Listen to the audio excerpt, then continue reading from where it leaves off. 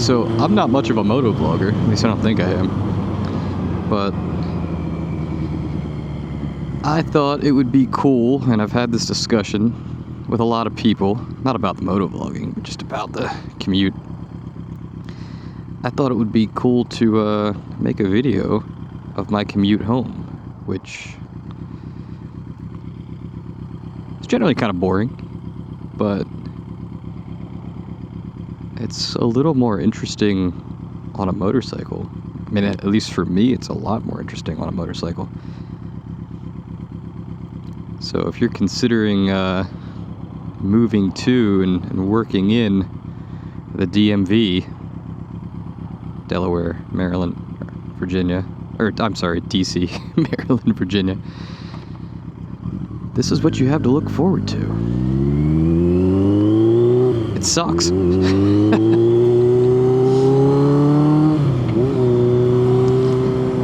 Everybody comes here for federal related jobs, right? Federal contractor, federal employee. Everybody loves federal employees nowadays, right?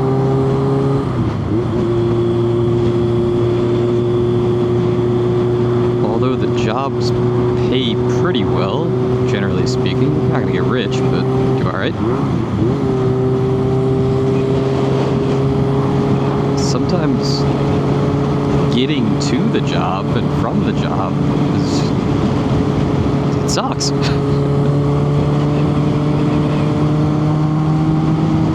Because you absolutely cannot work a federal job as a federal employee nowadays in 2025 and live close to work. I mean, if you bought the house a long time ago, sure. But you're not going to be able to get a place close nowadays on a federal salary. At least not easily. I mean, I guess you can give up a lot. You can get a condo, or you can live in a little row home. And there's nothing wrong with that, but I just feel like most of us want a little bit more space. Most of us probably like a yard. So that's where I'm headed to. I'm headed to my house that I can actually afford. I feel like if you have a family, you're going to want a house or an area similar to that classic American suburb, which is where I live. Unfortunately, because I've returned to office, and I guess I'll kind of keep my opinion of that separate from this, I do now have to go into the office for 40 hours a week, which means this is my my daily commute. This is we'll call it the 4 o'clock commute.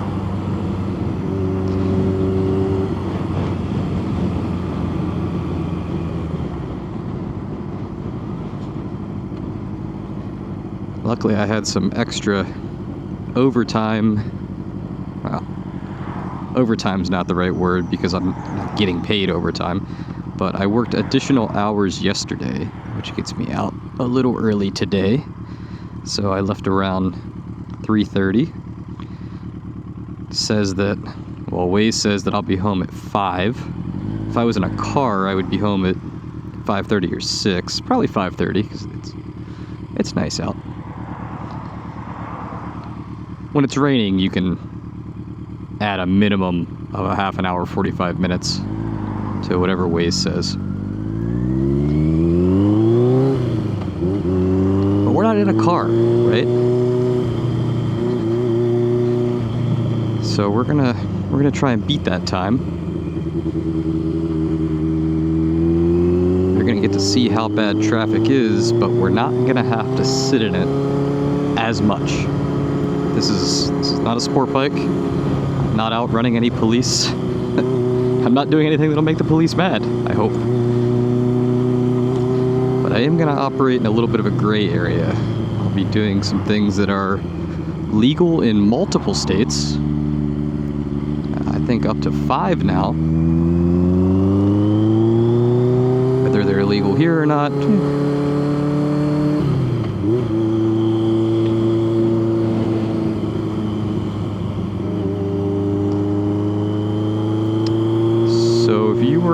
car right now, you're out of luck, right? Like, this is your entire drive in a car, and I'm going 40 miles. This is above DC. This is north of 495. So if you came from 495, or if you were further south down 295, you would have been dealing with that for a long time.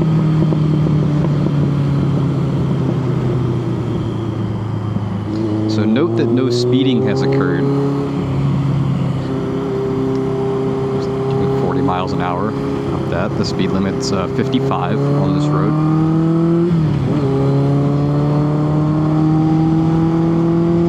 This isn't too bad, this part.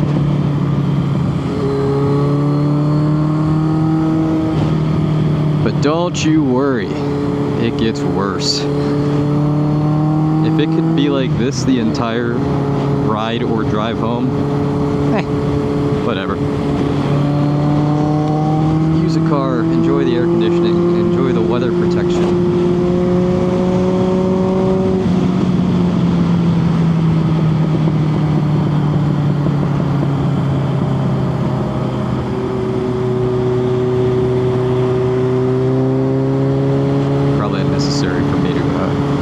Accelerate rapidly there, but I like the sound of my exhaust. I'm a child at heart. I guess let's hop back over. We'll cruise for a little while.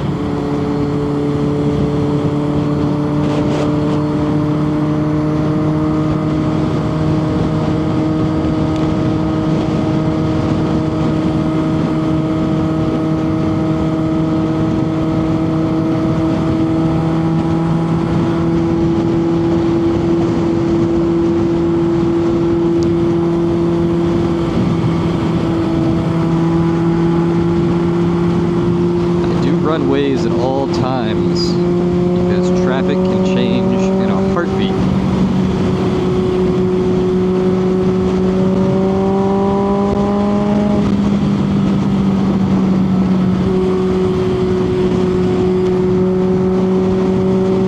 I guess while we're cruising, we'll talk a little about the bike. Hopefully it's coming through okay. I know the exhaust is loud. So I've ridden a couple bikes to work over the years, about 15 years into doing this. 5 of those years, actually done with 6 of those years, I didn't have to come in. I was remote. I still do what is effectively a remote job. I come in and I sit in front of a computer all day and I meet with people remotely. So the only difference is I had a commute on top of what I did for the past 6 years. Oh, that was a bug. Hey. Anyway, I've ridden to work often over my 15-year career here, and I've ridden multiple bikes, and I have found a fast bike is not really the best solution. If you want to be a hooligan and ride a fast bike, that's great, but fast bikes are often heavier bikes. They're often taller bikes, so you're not going to be able to reach your foot down and stop when you need to. And you'll see it in a couple minutes here why that's important. I've ridden tall bikes to work, I've had adventure bikes, and they are great for seeing over traffic. I can't see squat past this Sprinter van. I guess that's normal for any bike, but SUVs you can see over with adventure bikes. And unfortunately, I'm too short, and I think most people are too short to double flat foot an adventure bike. You don't want to go too low though. I used to commute on a Buell Blast, and I didn't know a bike could be too low, but it was. There was no maneuverability. It does matter for when you want to get around traffic a little bit.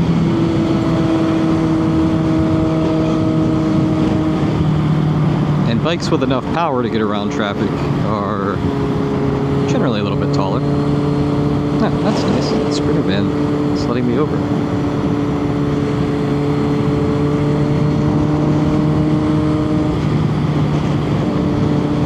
But yeah, I guess what I'm running on about is if you're gonna be commuting on your bike, especially in bad traffic like we're about to see,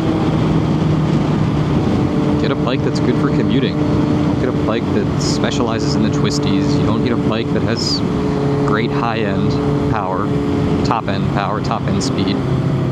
You want a bike that can handle what you see up here. And this is why this video is being made. Because if you're going to commute the DMV on 295 and on 895 and 95, you will be dealing with this.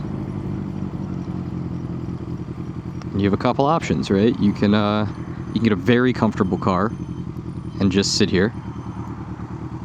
That seems fun. Or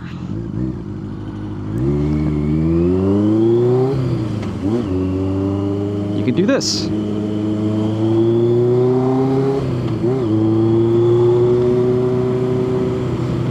Now this is legal in a bunch of states. Let's all remember that.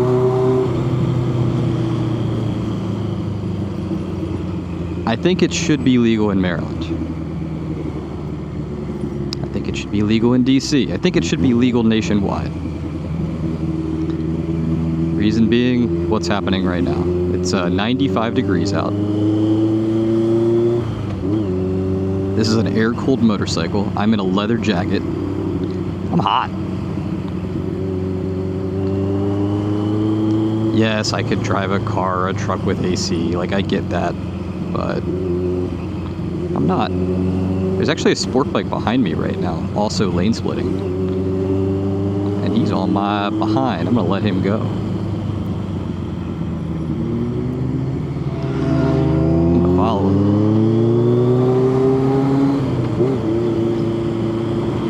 him. Something tells me he's probably gonna be going faster. Maybe. But it looks like he's being a respectful lane splitter too.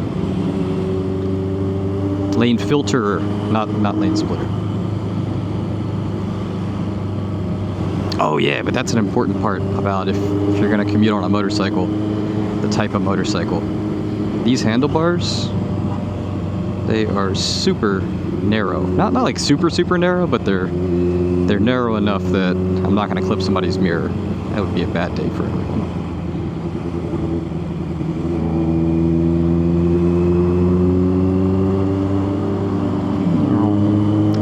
His lines, they're really good.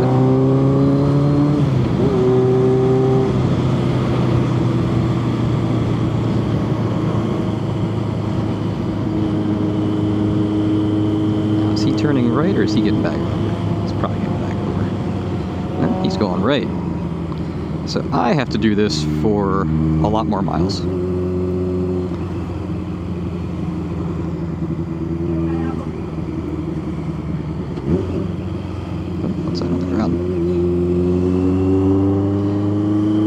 So as I'm cruising through traffic here, and I don't know, it doesn't feel unsafe. Does it feel unsafe to you as a viewer? Maybe you wouldn't do it. Maybe you've never done it. No, you shouldn't. Yeah, you should never. Do you? Yes. Nuh-uh, do you really? Do you not? Hell no. You've never done it? Ever. You've never wanted to do it? Oh, yeah, I wanted to. Maybe you should do it. Nah. I think you should fucking You're do bad. it. I can already tell you're a I often get, oh my god, what if somebody opens up their door?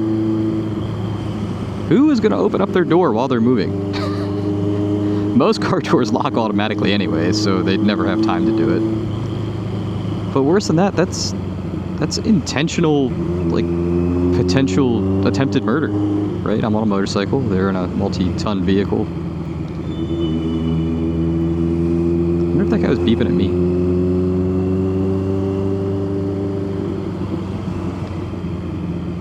The biggest concern isn't even lane changes, because, I mean, as you're looking up the row of cars here, really, pause the video and then look at one of the vehicles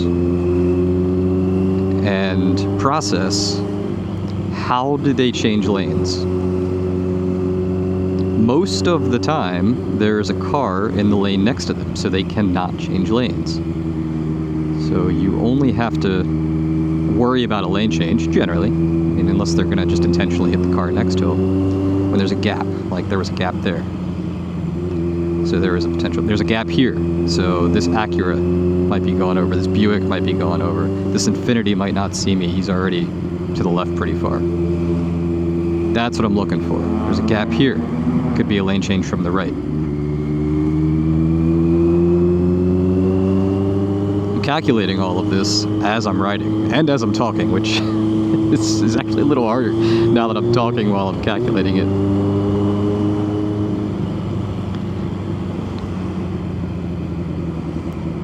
But if you notice, I'm not going that fast. Like, that car changed lanes. I didn't care. It looks like there's a lot of movement up here. Might have a lane change. I'm gonna hop over. Safe and sound. I just filtered through, how many cars was that? I wonder if in the video I can use some new AI tools in DaVinci Resolve to count how many cars, how many rows of cars I just went through. If you were in a car, that would have added, I don't know what Waze said, but here's the traffic bar. I don't know if you can see it, it's probably coming up clearly. That was like a 25-minute traffic jam. Let's round down. Let's say it was a 20-minute traffic jam. I did it in 4 minutes, 5 minutes. So effectively, that one jam, I just saved 15 minutes on my ride home. I didn't speed. I didn't put myself in danger. I guess technically a car could have cut over or opened up their door and I would have crashed, and that would have really sucked. But it wasn't exactly life-threatening, right? I'm wearing full gear. I would have maybe gone through a door window. It would have been funny to watch. It wouldn't have been funny to experience. But I do accept that as a realistic possibility. Maybe I could have gotten bumped and I would have hit somebody's door. Worst case, I could have broken a leg or a foot. But there was no... I mean, you all just watched that. Maybe, if you didn't skip through it. At no point was I going fast. I was never going more than 10 or 15 miles per hour above what the other traffic was going, which in some cases was stopped. When that traffic slowed, if you notice, I slowed down as well. My speed was consistently the same amount higher than the other traffic. And when I'm about to start lane splitting, like right now, do a quick check. You have cool drivers like this Yaris. They got over a little bit. They saw me coming. Didn't need them to, but it was nice. There's an interchange up here. Make it over. I don't want to risk it.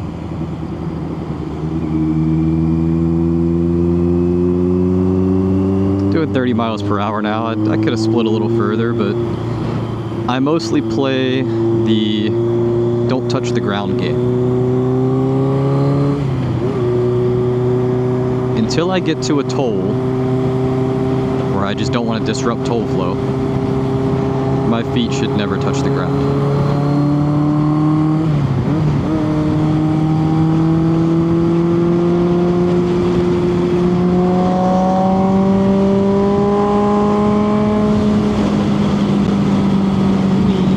It is so hot.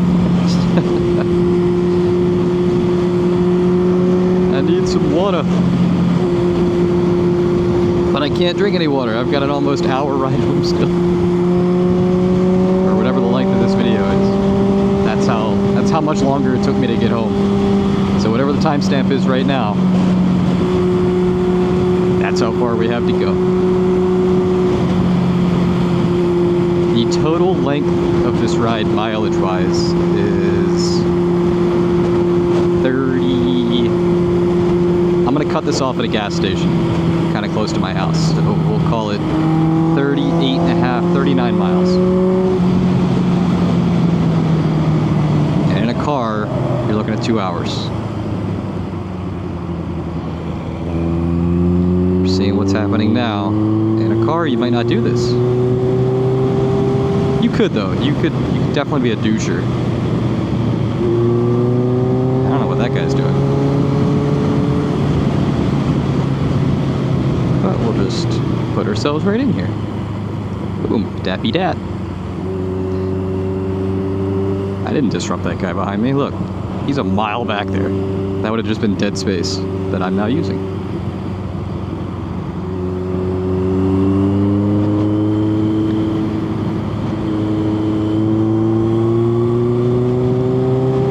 Kind of gauging traffic flow. Do something a little right here. Just cut in behind this Civic. Could have went in front of him, but again, I don't want to disrupt traffic flow. Bunch of space with this Tacoma behind me.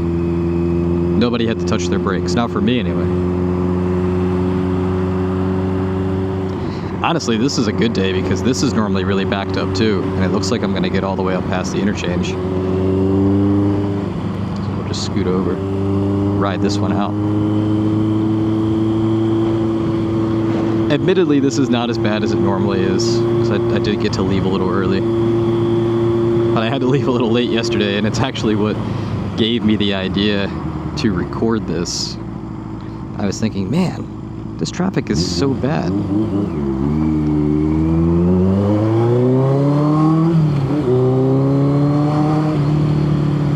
It gets a little weird sometimes. Like, this spot's a little weird, because look at the speed changes of all these cars. Like, they were at a dead stop. The lane to the right of me was doing like 15. Like, what's happening now? I'm doing 45.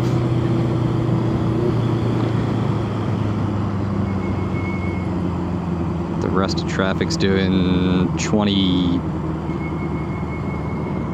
25.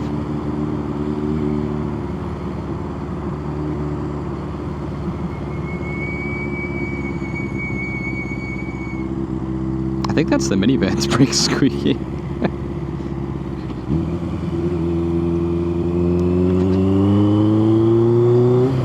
If you want to be a hooligan, this is probably lane splitting speed, but I'm not a hooligan.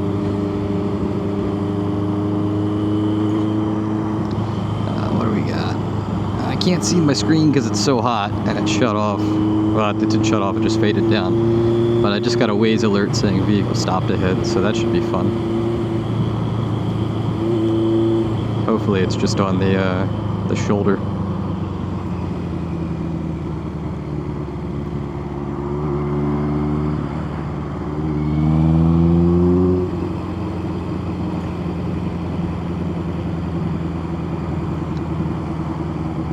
Probably gonna filter a little bit here in a second.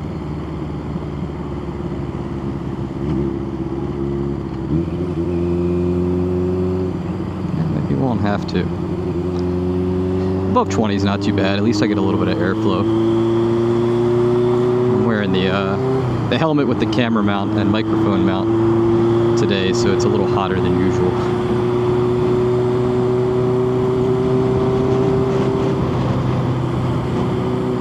So yeah, while we're moving.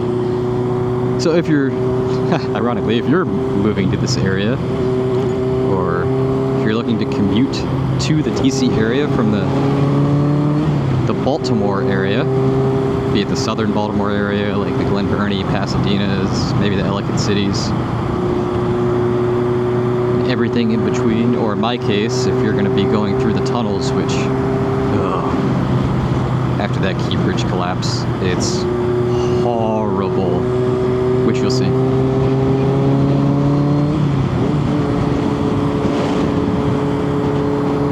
This is what you have to look forward to.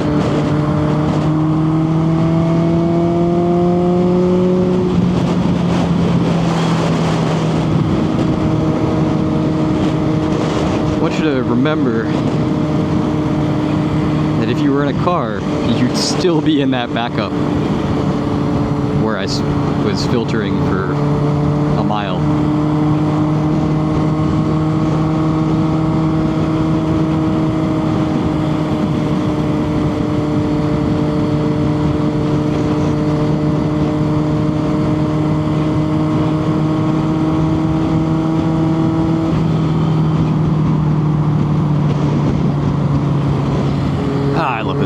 got so much character. Oh yeah. So this bike, right? We started talking about that, and then I lost my train of thought. It's a 1981 Maxim, and I bought it from a kid who said the owner before him found it in a literal barn. Like, so it is a barn find. And it kind of looks like it, right? If you look down at some of that, there's some corrosion. Nothing's too bad, rust-wise. He went through some of it. I went back through everything that he went through, because it definitely seemed like he didn't go through enough of it. So 4 carburetors. That's the only thing that after I took those off, I said, oh, you actually cleaned those pretty well. So I basically just took them apart, sprayed them out, put them back together. They're good to go. The valves were way out of spec. They were definitely the original valve shims. It had just a tick over 12,000 miles. Now it's got almost 13, and I'm gonna put thousands more on it, I hope.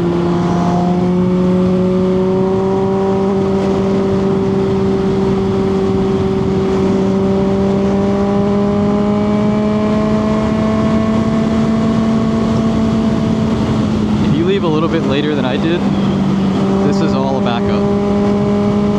Getting on to 695. And we can see the backup starting now, so in another 20 minutes, it's gonna be way back. Today, not too bad. This is 1,000 times better than yesterday. What a terrible time to record this because everybody's actually moving. There's sometimes an officer of the law right here. Not today.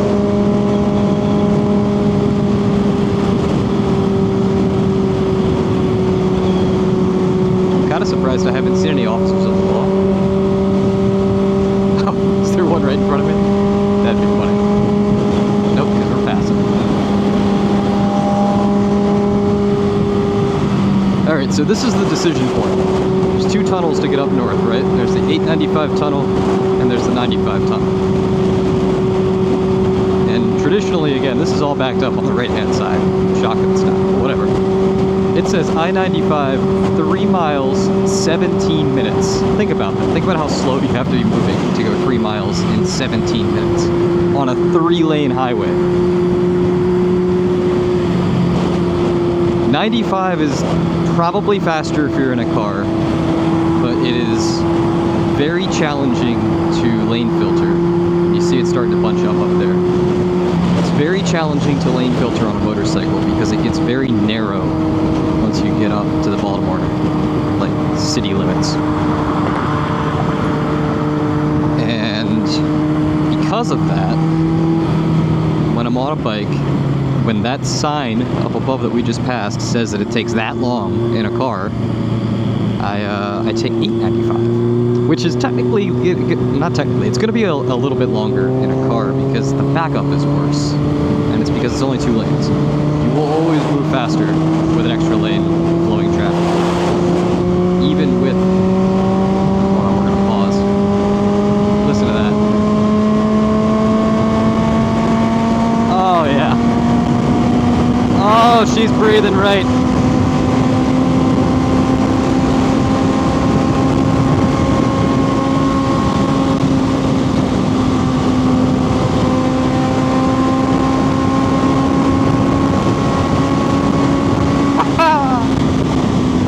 Fast I was just going, but it was definitely the speed limit.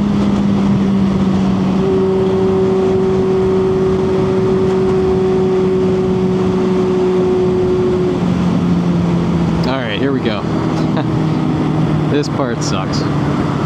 It's still a little tighter than 295, but whatever, gotta do it, right?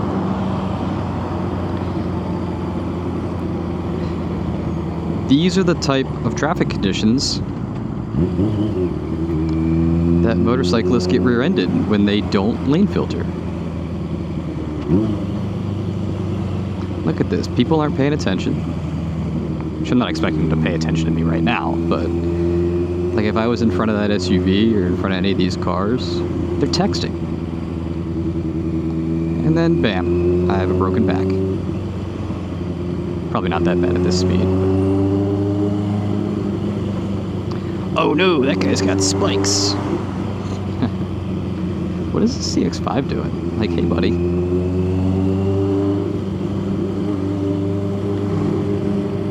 So this, in my opinion, probably just kind of a basic understanding of traffic like we were talking about earlier, this is really safe as long as there's no gaps.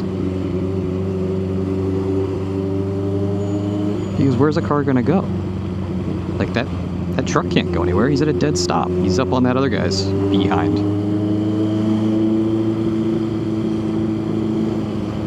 I love 18-wheelers because they're a shield. Slow down a little bit, look ahead. Okay, cool.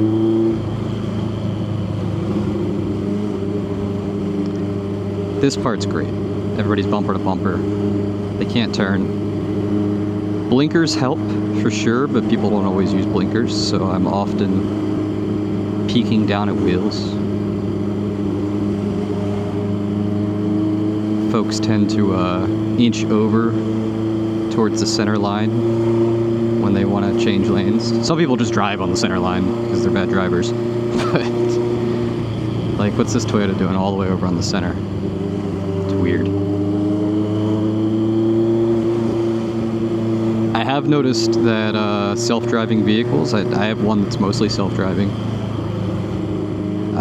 they do get pretty close to the center line. Like, they don't stay centered in the lanes, which is weird. Or maybe it's just mine. I don't know.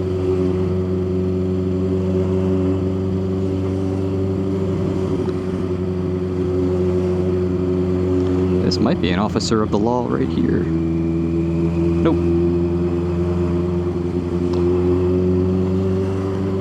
Had some 22s on that, and they gave me space. That's awesome. Again, I don't need space. It's fine. But it's awesome when you're given space.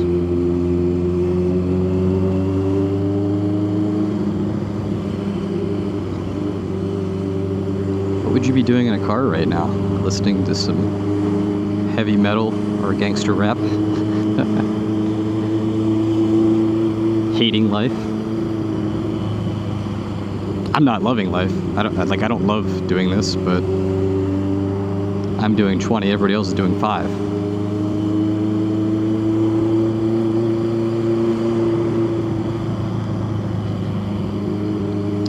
When I left work, it said my getting home arrival time, because Waze doesn't know that I can do this and cheat a little bit. It said my getting home time was 5 p.m., which is overestimating the speed at which I can travel in a car in this. So I think I would have been 5:30 or 6. I'm now down to 4:37. So I've shaved off 20 minutes by GPS calculation. So GPS said it was going to take an hour and a half. And I've already cut that down to just over an hour. And I think that's getting closer to true. Because we're actually past, like, this is the last part that I think I'll be lane splitting, lane filtering. They're like the same, right? Lane splitting is when cars are moving at the regular flow of traffic, like 55, 60, 70, 80 miles per hour. You're allowed to go in the center lane like this. This is by every state's definition. What I'm doing right now, this is lane filtering. And this not being legal in particular states is insane. Like, I have not impacted a single person's drive, and I've passed hundreds of thousands of cars. This guy's being a doucher.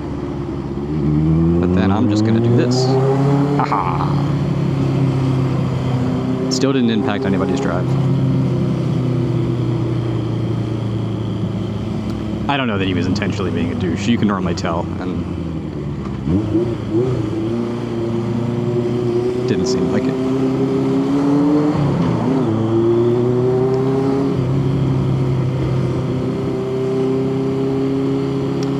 So at some point, I'm going to decide to hop in. I think I'm going to get in front of this bus, because I have a little bit of shield by the bus.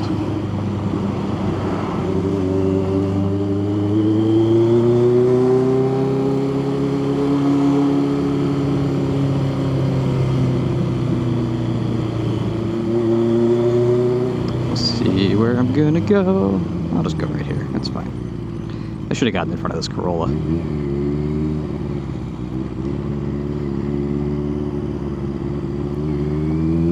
Alright, so it's at, I think 4:40 something was my estimated arrival home. And now we're down to 4:34. I think effectively I'm at a clean hour from the Greenbelt area to where I'm headed, which is the just above 695, the Parkville-Kearney area.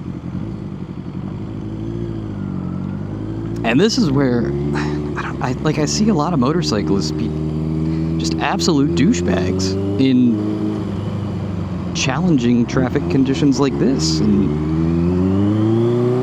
don't. Everybody is in like absolute high alert mode, just trying to find their space to get into this 2-lane tunnel. Interchanges like that are not the place to be a douche, whether you're in a car or on a bike. I'm not going to get over and change lanes and disrupt that traffic flow. I'm sure somebody will, but I'm not.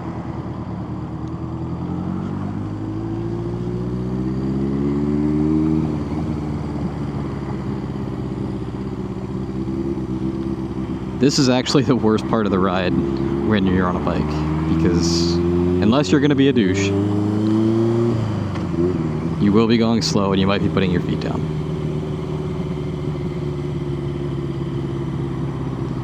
And although the right lane is moving faster now, history has shown, at least to me, hey, there's that bus, that this lane, once we start going down into the tunnel, will be substantially faster. The bus just changed lanes and is behind me right now. That is why this traffic is so bad. A however many passenger bus just jumped over to this lane, completely disrupting this lane's flow of traffic. For no reason, because the other lane was actually moving faster for the most part. Unless he knows too. He knows that once I get past this little section here, the left lane's going to be faster.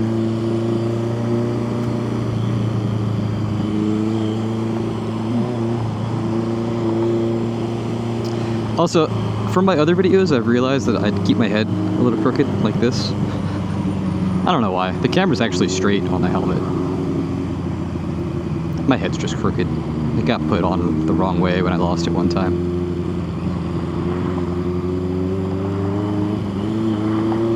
Probably fix it with some JB weld.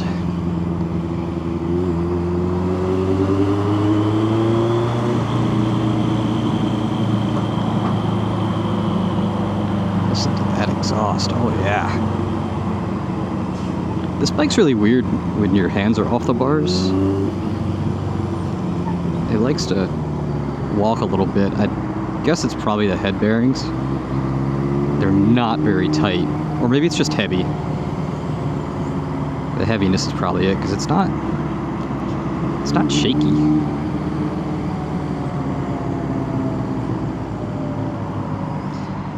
At some point, I am definitely going to do a front end swap. This has a solid single caliper front disc, and it's warped or bent. So when I'm on the brakes,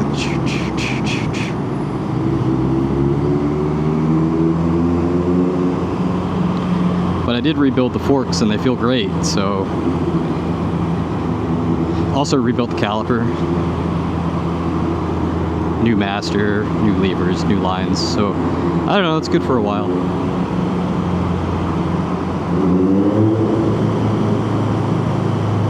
Fun exhaust noises.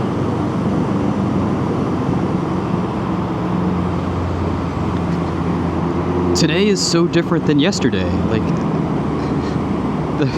the right lane was moving so slow yesterday. I was dying because it was also hot. I think it might have been hotter yesterday than it is today.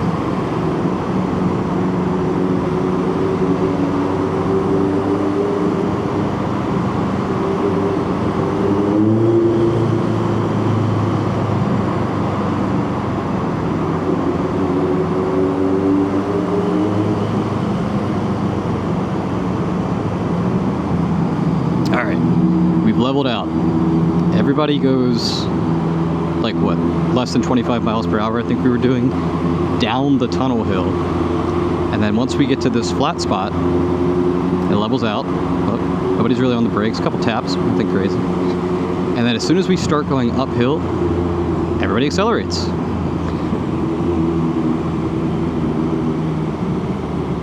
I know this is just accordion traffic and it is what it is, but man, make it make sense. It's nobody's fault.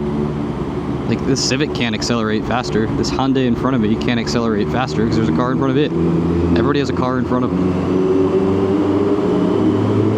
Well, why can't we just maintain some consistency?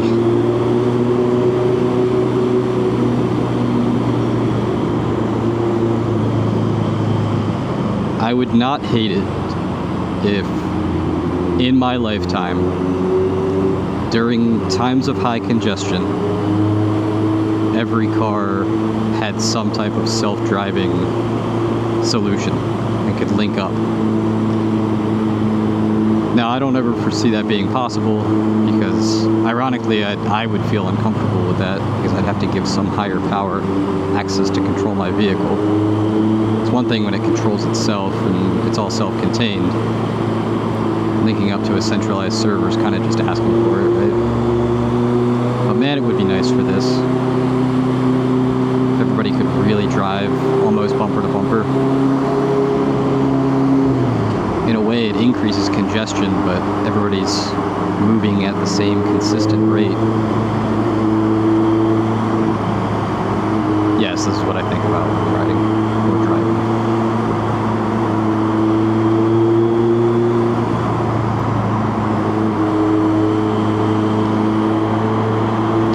Down to 437. I don't think we're gonna get it much lower because I don't know that we're gonna encounter much more traffic. And that's the whole point of this video. It's when I ride, I can really get this down to about an hour. That's kind of a normal amount of lane filtering. Notice there was really no speeding. I was going below the speed. Like, if you average out my total speed, my average speed, it would be below the speed limit for this entire ride. So I was never speeding.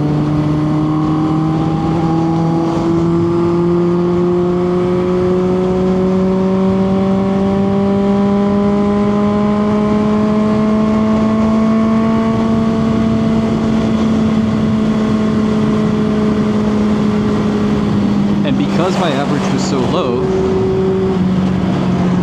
I'm not a lawyer, but I think that means I can go a little faster now. Since my average speed is below the speed limit, it's okay. Not that I'm going above the speed limit, but if I were, I think it's okay.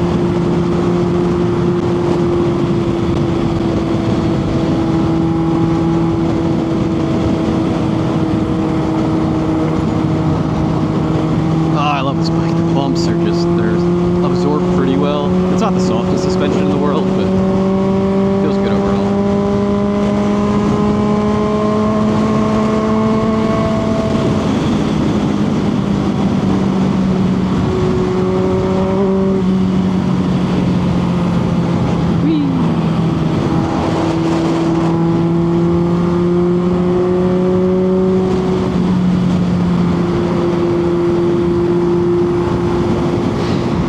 bike just doesn't sound like it should look like it does. It's like a high-strung inline 4. And it's from 81, right? It sounds like it's from 2001. Or hell, 2011. I mean, it just sounds like every inline 4. I've got a 4-to-1 exhaust on it. I had a 4-to-2 exhaust with an X-pipe. And my repair was kind of eh. Put some Amazon mufflers on it after the old ones rusted off. So I found another exhaust. It was for a different bike, but same engine. Very minor modification to get the muffler to mount, and here we are. Now we get that nice, it's like a flutter. Flutters sound good.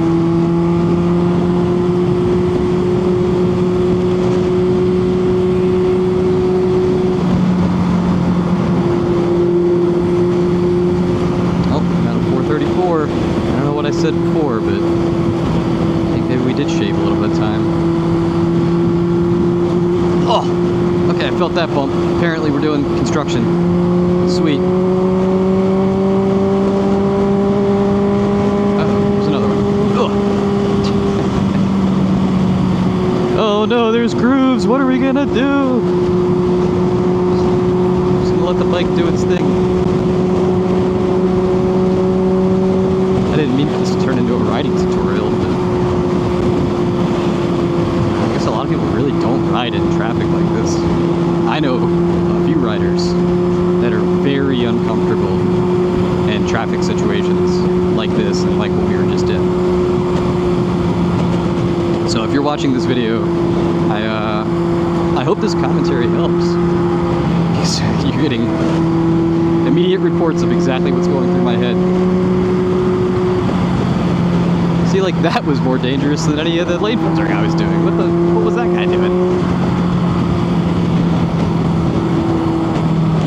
I also know a lot of riders that would be really pissed off at that, and frankly, I don't care. I didn't have to touch my brakes. I always give myself a ton of exits, so even when I ride a little spirited, it's not a big deal. Keep going over. Let's get out of this mess. I do actually need to take 695 up there, but this is such a cluster. Instead of putting myself in the cluster, I'm just gonna stay over here. I only have to worry about people on the right side now. I don't have to worry about people on the right and left. I don't, for the most part, have to worry about people merging over here either.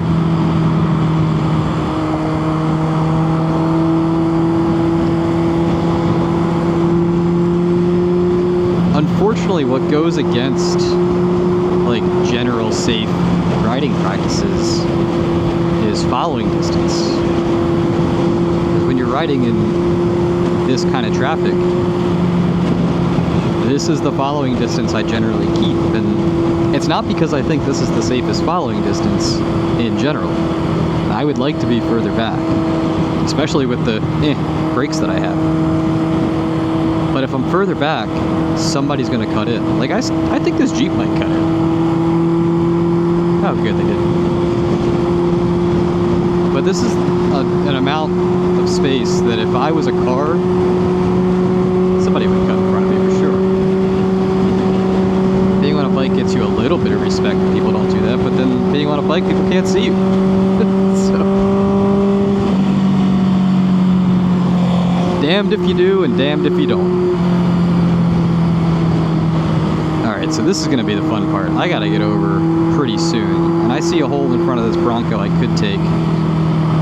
And I think I'm going to have to. Yeah, I'm going to have to. Sorry, Bronco.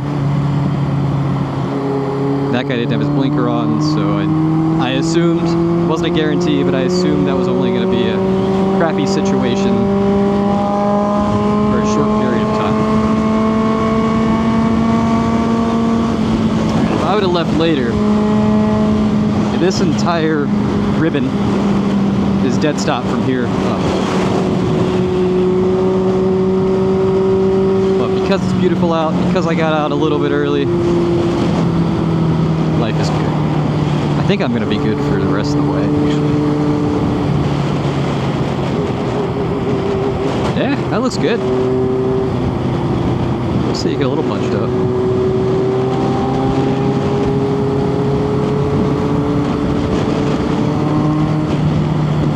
I know that guy's got his blinker on, but he's gonna wait.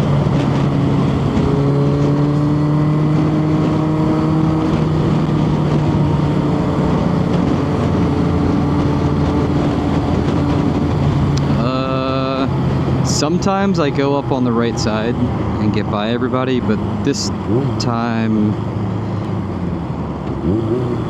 I'm gonna do something I normally don't recommend, which is cutting that a little bit. Reason being, I want to get over to the left as soon as I can. I'm not gonna cut off this. Okay, now I'm gonna cut off this truck because I'm not cutting him off. Like he had already met his consistent speed.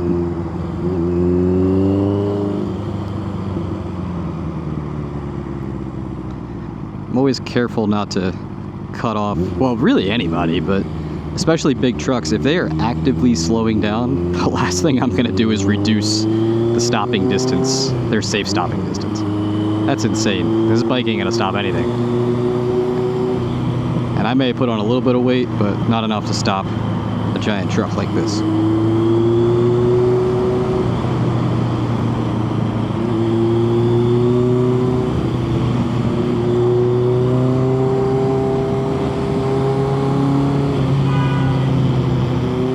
We got beeping. What's going on? Why are people beeping?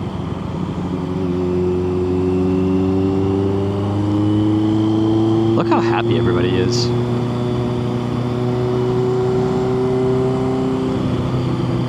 Probably too fast to capture on camera, but everyone is absolutely miserable.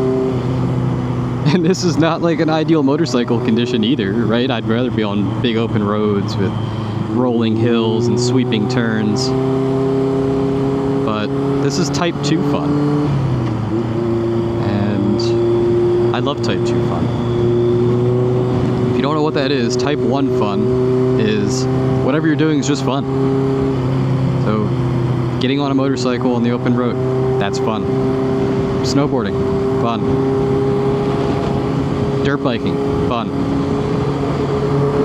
Type 2 fun is this. You're on a bike, instead of being in a car, you're kind of fighting traffic. You know, it's a challenge. Snowboarding, backcountry snowboarding, before the actual snowboarding down the hill part, that's type 2 fun. You're hiking, you're finding a spot. Dirt biking, getting the dirt bike to the trails when you live in the DMV area where there's no trails. Setting up your truck, setting up your trailer, getting all your gear together. Maybe off-roading a little bit to the dirt bike trails. It's type 2. Okay, actually the off-roading part's probably type 1. But working on your dirt bike, maybe that's type 2. You're struggling a little bit. This is a struggle. I'm sweating really badly.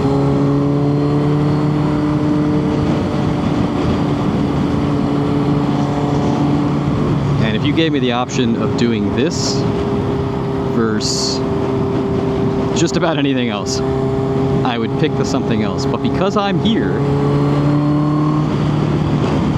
I'm having fun. Because there's nowhere else I can be. I'm stuck here. I want to get in front of that truck. I think I can do it. Come on, Cadillac. Oh, you're going to be a pain in my... Oh, yeah, here we go. We're good. Should have downshifted.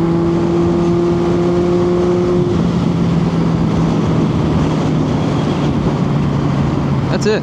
Alright, so it is 4:28 right now. When I left Greenbelt, it was... I didn't check the time, but I think I did this in less than an hour. GPS said an hour and a half, so even if we just believe in GPS... Is that a prison truck? Can't tell.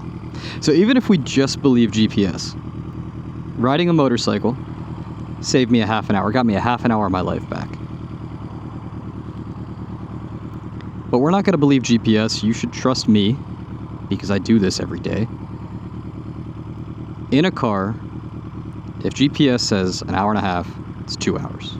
If you're coming from further south, so if you're within 495, just add another half an hour right there. It is truly that bad. But thanks for joining me for my relatively easy commute home compared to what it normally is. And I hope you consider pushing for legal lane filtering in whatever state you're in, if it's not legal already. Because you see the value. And I didn't do anything that put myself or others in danger. At least I don't think I did. I hope at minimum you found this entertaining. And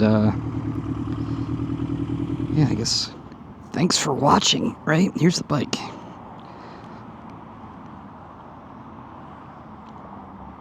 All right. Peace out.